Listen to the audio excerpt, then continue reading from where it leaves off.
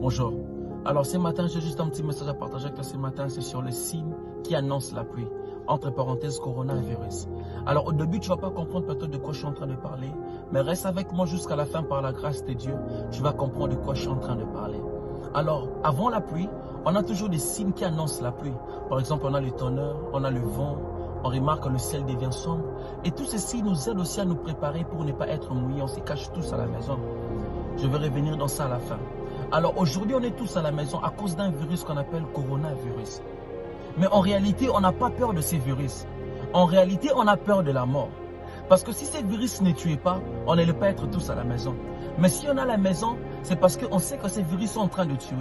C'est par là qu'on comprend que tout le monde a peur de la mort. C'est par là qu'on comprend que personne ne maîtrise la mort. Même le président, même les grandes stars, tout le monde est à la maison. Mais ce que j'essaie de nous demander, ce n'est pas d'avoir la conscience de la mort maintenant parce qu'il y a le coronavirus, non. Mais c'est d'avoir la conscience de la mort chaque jour. Parce que chaque jour, on dort avec la mort et on se réveille avec la mort. Un jour, nous allons tous mourir. La mort est un vêtement que tout le monde portera. Chaque jour, on dort, chaque jour, on se réveille, mais chaque jour, ce n'est pas tout le monde qui se réveille. Chaque jour, quand tu te réveilles, rappelle-toi toujours que ce n'est pas parce que j'ai lavé mes mains, mais c'est par la grâce de Dieu. Personne ne sait à quel moment sa vie prendra fin. La mort peut nous surprendre à tout moment. La mort peut nous surprendre à l'hôpital. La mort peut nous surprendre à la voiture. La mort peut nous surprendre à l'école. La mort peut nous surprendre au travail. Tous ces gens qui sont morts hier, nous ne sommes pas spéciaux plus que eux. Ils étaient comme nous. Ils avaient des projets comme nous. Mais aucun parmi eux n'était conscient qu'en se réveillant ce matin, que ça allait être leur dernier jour. Tu peux être jeune et en bonne santé. Mais rien ne nous garantit de vivre plus longtemps qu'une personne âgée ou malade. Un jour, nous allons tous disparaître. Rien ne dure éternellement. Tout ce que nous avons trouvé dans ce monde restera dans ce monde. Ce que j'essaie de nous faire comprendre, c'est d'avoir cette conscience premièrement que la mort existe déjà. Regardez comment tout le monde est à la maison. Cela nous pousse à comprendre que cette vie ne nous appartient pas. J'aime ce que la Bible dit, que l'homme n'est pas le maître de son souffle pour pouvoir le retenir. Que seul Dieu qui tient dans sa main l'âme de tout ce qui vit et le souffle de toute chair d'homme. Ce monde ne nous appartient pas, frères et sœurs. Vanité de vanité, tout est vanité. Tu es poussière, tu retourneras à poussière. C'est qu'on doit profiter de la vie. C'est ce que beaucoup de gens disent. Alors j'aimerais bien souligner ça avant d'avancer. C'est bien de profiter de la vie. Même moi aussi je profite de la vie. On sait que nous allons tous mourir. Au moins on est en train de vivre. On doit alors profiter de la vie. Mais la grande question c'est, comment profiter de la vie? La meilleure manière de profiter de la vie, c'est d'accomplir la mission pour laquelle Dieu t'a envoyé dans ce monde. C'est ça la meilleure manière de profiter de la vie. Parce que notre but, c'est dans le ciel et non sur la terre. J'aime ce que la Bible dit, que vous êtes dans le monde, mais vous n'êtes pas de ce monde. Recherchez premièrement le royaume de cieux. Parce qu'à la fin de notre jour, nous ne serons pas jugés par rapport au nombre de diplômes qu'on a. Nous ne serons pas jugés par rapport au nombre de relations qu'on a eues dans ce monde. Nous ne serons pas jugés par rapport à combien d'argent nous avons accumulé dans ce monde. Mais nous serons jugés par rapport à la mission que Dieu nous a envoyé d'accomplir dans ce monde. À la fin de notre vie, nos conversations seront effacées. Nous allons laisser nos banques.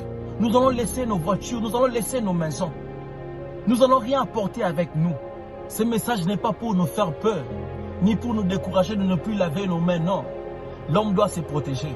L'homme a sa part et Dieu aussi a sa part. Même la Bible dit que dans la foi, ajouter la connaissance. Mais ce message c'est juste pour réveiller nos esprits, pour nous faire comprendre une seule chose, le signe qui annonce la pluie.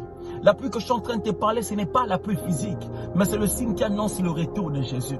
Ce virus fait partie de ces signes. Il y avait un homme dans la Bible qui s'appelle Noé. Et lorsque Noé était en train de construire l'arche, parce qu'il savait qu'il y a une pluie qui va tomber de 40 jours et 40 nuits. Même lui ne savait pas quand est-ce que la pluie va commencer. Mais au moins, il s'est préparé pour ça.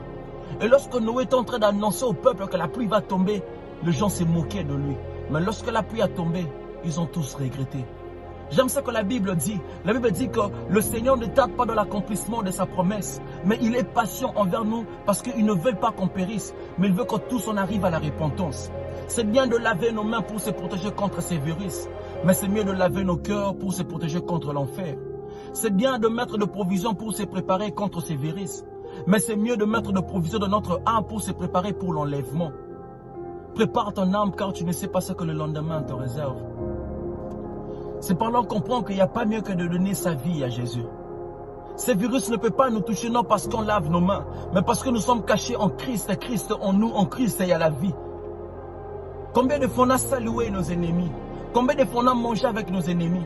Combien de fois on a salué des gens qui nous veulent du mal? Mais Dieu était toujours là pour nous protéger. Dieu nous a épargnés contre des accidents invisibles. Dieu nous a épargnés contre des maladies invisibles. Dieu nous a épargnés contre des poisons qu'on ne voyait pas. Et le même Dieu qui nous protégeait, il est le même hier, aujourd'hui, éternellement. C'est le même Dieu qui va nous protéger contre ces virus. J'aime ce que la Bible dit, que l'Éternel est ma lumière, de qui aurais-je crainte? L'Éternel est le soutien de ma vie, de qui aurais-je peur? Si une armée s'élève contre moi, mon cœur n'aurait aucune crainte. Si une guerre s'élève contre moi, je serai malgré cela plein de confiance. Parce que nous sommes cachés en Christ. Depuis que j'ai donné ma vie à Jésus, toute ma vie a changé. Parce que j'ai donné ma vie à Jésus. Mon frère et sœur, nous sommes déjà presque à la fin du monde. Alors il est temps de donner ta vie à Jésus. Que mon Dieu vous bénisse. C'est juste ça le petit message que j'allais partager avec toi. Merci beaucoup.